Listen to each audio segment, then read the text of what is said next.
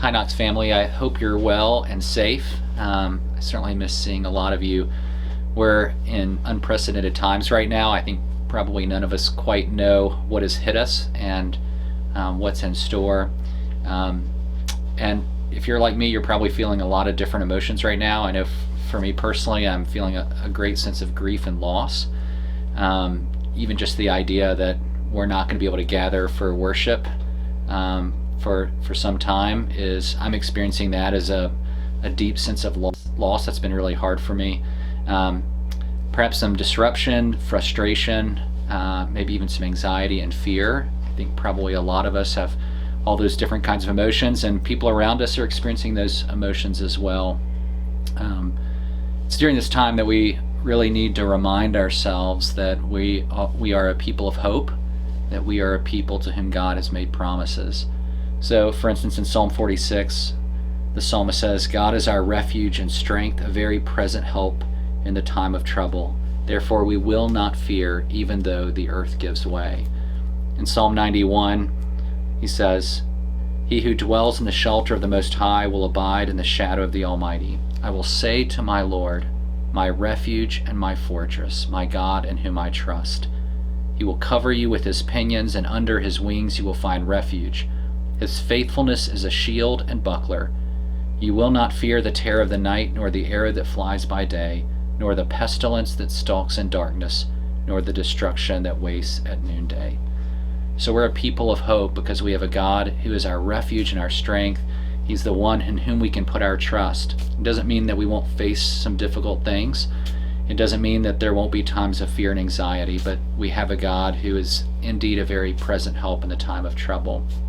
And so as we think about that, what it means to be a people of hope, I would just encourage us with a few different things. One of the things about this crisis is that we are in a place where so many things are getting canceled, our lives are getting disrupted, but it's also meaning that we're spending more time with the people who are the very closest to us. And so in some sense, this is a real opportunity for us to return to a life of simplicity, because we're going back to our homes so much to spend time with our family, to return to those relationships, to devotion, to prayer. In fact, it reminds me a little bit of when I was in the Middle East a little bit more than 20 years ago. I got a really bad sunburn and had to be hospitalized. And everyone else on the mission team was doing their work in the day, and I just had to lie in the bed. And at first that seemed very agitated. I seemed very agitated and anxious because of that. But as I began to sort of lean into that, of just being still, as Psalm 46 goes on to say, of just being still with the Lord, it really became a very rich time of prayer and reflection, and actually one of the most important few days of my summer. And so as we enter into this time, it really is, in some sense, a clearing out of our calendar that we can, in a sense, focus back on our priorities, of returning to those things that are really the most important.